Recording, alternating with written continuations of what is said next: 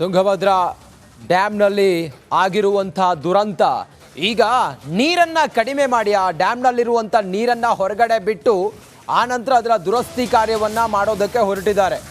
Tungabhadra dam 19ನೇ crust gate ಮುರಿದ ಹಿನ್ನೆಲೆ ನಿರಂತರವಾಗಿ ನೀರನ್ನ ಖಾಲಿ ಮಾಡ್ತಾನೇ ಇದ್ದಾರೆ.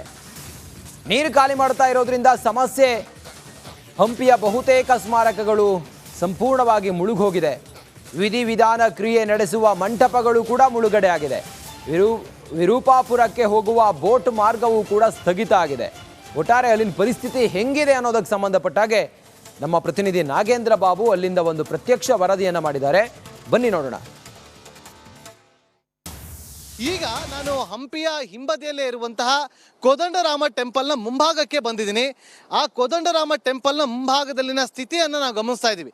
ನೋಡಿ, ಇವತ್ತು ಈ ಜಾಗ ಏನಿದೆ, ಈಗ ನಾನು ನಿಂತಿರುವಂಥ ಜಾಗ ಮೆಟ್ಟಿಲುಗಳಿರುವಂಥ ಜಾಗ. ಈ ಮೆಟ್ಟಿಲುಗಳನ್ನ ಮೂಲಕ ಆ ಭಾಗಕ್ಕೆ ಹೋಗಿ ಅಲ್ಲಿಂದ ವಿರೂಪಾಕ್ಷ ದೇಗುಲಕ್ಕೆ ಹೋಗುವಂಥ ದಾರಿ, ಅಥವಾ ಯಾರಾದರೂ ಪ್ರವಾಸಿಗರು ವಿರೂಪಾಕ್ಷ ದೇವಸ್ಥಾನಕ್ಕೆ ಬಂದಾಗ ಅಲ್ಲಿಂದ ಬಂದು ಇದೇ ಒಂದು ಸ್ಟೆಪ್ಸ್ಗಳ ಮೂಲಕ ಬರಬೇಕಿತ್ತು. ಆದರೆ ಇಲ್ಲಿಗೆ ಈಗ ಬರೋದಕ್ಕಾಗೋದಿಲ್ಲ. ಯಾಕಂದರೆ ನೀರನ್ನು ಹೆಚ್ಚಿನ ಪ್ರಮಾಣದಲ್ಲಿ ಹೊರಗಡೆ ಬಿಟ್ಟಿರುವಂಥ ಹಿನ್ನೆಲೆಯಲ್ಲಿ ಎಲ್ಲವೂ ಕೂಡ ಮುಳುಗಡೆ ಆಗಿದೆ. ನಾನೀಗ ನಿಂತಿರುವಂಥದ್ದು 3ನೇ ಸ್ಟೆಪ್ಸಲ್ಲಿ ನಿಂತಿದ್ದೆ. ಅಂದರೆ 1, 2, 3ನೇ ಸ್ಟೆಪ್ಸಲ್ಲಿ ನಿಂತಿದ್ದೆ. ನಾನು ಇನ್ನೂ 12 ಸ್ಟೆಪ್ಸ್ಗಳನ್ನು ಕೆಳಗಡೆ ಇಳಿದುಕೊಂಡು ಹೋಗಿ ಇಲ್ಲಿ ನನ್ನ ಬಲಬದಿಯಲ್ಲಿರುವಂಥ ಸ್ಮಾರಕಗಳಿಗೆ ಹೋಗುವಂಥ ಜಾಗ ಇದೆ.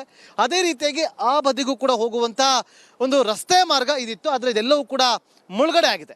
ಇನ್ನೂ ಹೆಚ್ಚಿನ ಪ್ರಮಾಣದಲ್ಲಿ ನೀರನ್ನು ಬಿಡುಗಡೆ ಮಾಡಲೇಬೇಕಾದಂಥ ಅನಿವಾರ್ಯತೆ ಇರುವಂಥ ಹಿನ್ನೆಲೆಯಲ್ಲಿ ಅಧಿಕಾರಿಗಳು ಯಾವ ರೀತಿಯಾದಂಥ ಕ್ರಮವನ್ನು ತಗೋತಾರೆ ಎನ್ನುವ ಒಂದು ಕಡೆ ಆಲೋಚನೆ ಆಗಿದ್ರೆ, ಮತ್ತೊಂದು ಕಡೆ ನದಿ ಪಾತ್ರದ ಜನರು ಮುಂದಿನ ಸ್ಥಿತಿಗತಿ ಬಗ್ಗೆ ಆಲೋಚನೆ ಮಾಡ್ತಿದ್ದಾರೆ. ಈಗ ಹಂಪಿ ಸ್ಮಾರಕದ ಬಳಿ ಪ್ರವಾಸಿಗರ ದಂಡು ಕೂಡ ಕಡಿಮೆ ಆಗ್ತದೆ. ಯಾಕಂದ್ರೆ ನೋಡಿ, ನದಿಯ ನೀರು ಬಿಟ್ಟಿರುವಂಥ ಹಿನ್ನೆಲೆಯಲ್ಲಿ ಸ್ಮಾರಕಗಳು ಬಹುತೇಕ ಇಲ್ಲಿ ಇಷ್ಟರ ಮಟ್ಟಿಗೆ ಮುಳುಗಡೆ ಆಗ್ತಾ ಇದ್ದು, ಮೊಸಳೆಗಳ ಭಯ ಕೂಡ ಇರುವಂಥ ಹಿನ್ನೆಲೆಯಲ್ಲಿ ಹೆಚ್ಚಿನ ಸಂಖ್ಯೆಯಲ್ಲಿ ಪ್ರವಾಸಿಗರು ಕೂಡ ಆಗಮಿಸ್ತಾ ಇಲ್ಲ. ಇಲ್ಲೊಬ್ರು ನಮ್ಮೊಂದಿಗೆ ಸ್ಥಳೀಯರೊಬ್ರು ಇದ್ದಾರೆ. ಅವ್ರು ಇಲ್ಲಿ ಗೈಡನ್ನು ಮಾಡಿಕೊಂಡು ಕೂಡ ಇರ್ತಾರೆ. ಅವ್ರನ್ನ ಮಾತಾಡಿಸುವಂಥ ಕೆಲಸವನ್ನು ಮಾಡ್ತಾರೆ. ನೋಡಿ, ಈಗ ಅವ್ರು ನಡ್ಕೊಂಡು ಬರ್ತಾರೆ. ನೋಡಿ ಯಾವ ರೀತಿಯಾಗಿ ಸ್ಟೆಪ್ಸ್ಗಳಿಗೆ ಈ ರೀತಿಯಾಗಿ ಸ್ಟೆಪ್ಸನ್ನು ಇಳಿದುಕೊಂಡು ಬರಬೇಕು. ಸರ್, ನಿಮ್ಮ ಹೆಸರು ಪ್ರಶಾಂತ್ ಅಲ್ವಾ?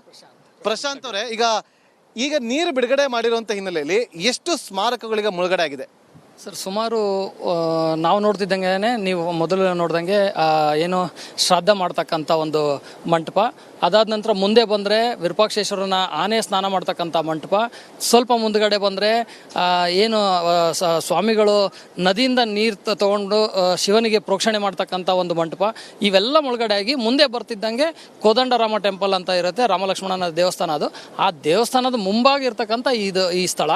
ಆಮೇಲೆ ಸಾಲು ಮಂಟಪಗಳು ಕೂಡ ಮುಳುಗಿದಾವೆ. ಸುಮಾರು ಹತ್ರ ಏನಂದ್ರೆ, ಈಗ ನಾವು ನಿಂತಿದೀವಲ್ಲ, ಇದು ಈಗ ನಾವು ಸ್ಟೆಪ್ಸ್ಗಳನ್ನು ನೋಡ್ತಾ ಇದ್ದೀವಿ. ಇದೇ ರೀತಿಯಾಗಿ ಸ್ಟೆಪ್ಸ್ಗಳು ಎಲ್ಲಿಗೆ ಮಾರ್ಗವನ್ನು ಕಲ್ಪಿಸುತ್ತೆ, ಮಾಹಿತಿ ಕೊಡ್ಬೋದು? ಇದು ಮುಂದೆ ವಿರೂಪಾಕ್ಷೇಶ್ವರನ ದೇವಸ್ಥಾನಕ್ಕೆ ಹೋಗುವಂತ ಒಂದು ಮಾರ್ಗ. ಸುಮಾರು ಇಲ್ಲಿಂದ ನಾವು ನಿಂತಿದೀವಲ್ಲ, ಇಲ್ಲಿಂದ ಒಂದು 12 ಸ್ಟೆಪ್ 13 ಸ್ಟೆಪ್ ಕೆಳಗಡೆ ಇದಾವೆ. ಅಂದ್ರೆ ಒಂದು 18ರಿಂದ 20 ಅಡಿ ಕೆಳಗಡೆ. ಅದಾದ ನಂತರ ಮುಂದೆ ಹೋಗುವಂತ ದಾರಿ ಇದು ಏನು ಮುಂದೆ ಕಾಣುತ್ತಲ್ಲ, ಮುಂದೆ ದಾರಿ.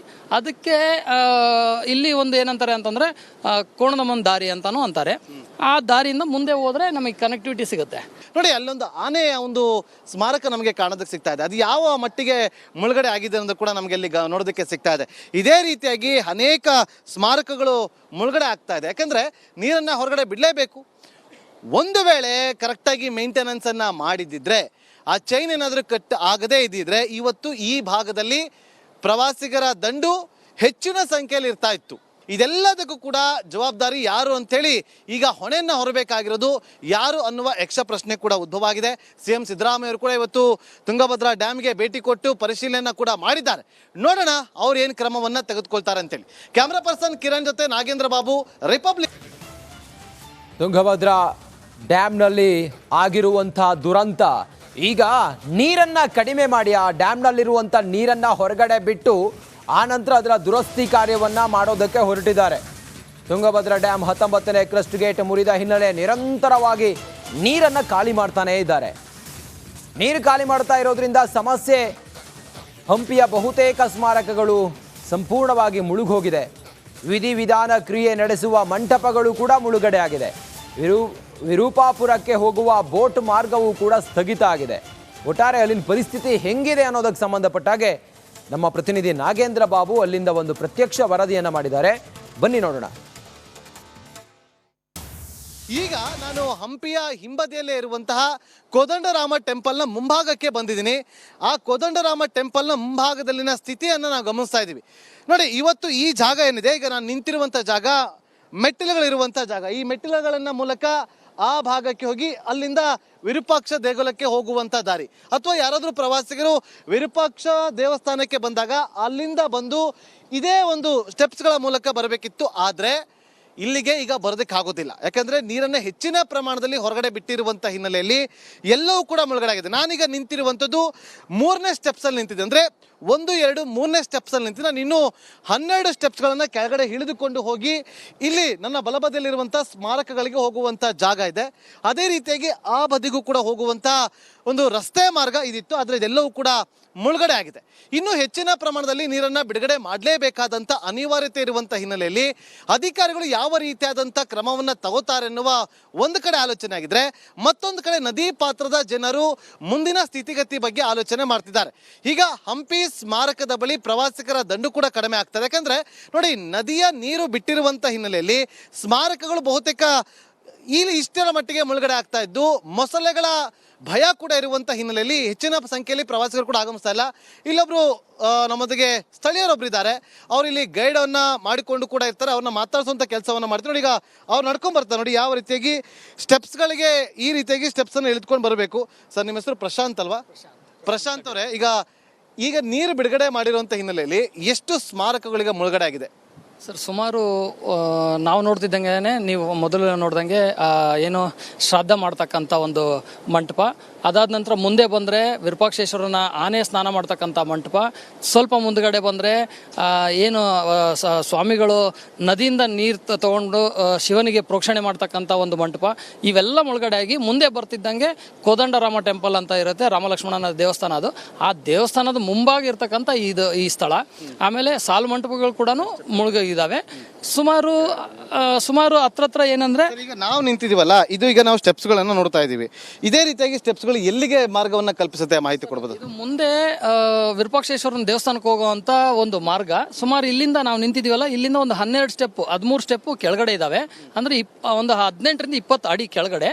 ಅದಾದ ನಂತರ ಮುಂದೆ ಹೋಗುವಂತ ದಾರಿ ಇದು ಏನು ಮುಂದೆ ಕಾಣುತ್ತಲ್ಲ, ಮುಂದೆ ದಾರಿ. ಅದಕ್ಕೆ ಇಲ್ಲಿ ಒಂದು ಏನಂತಾರೆ ಅಂತಂದ್ರೆ ಕೋಣದಮ್ಮನ ದಾರಿ ಅಂತಾನು ಅಂತಾರೆ.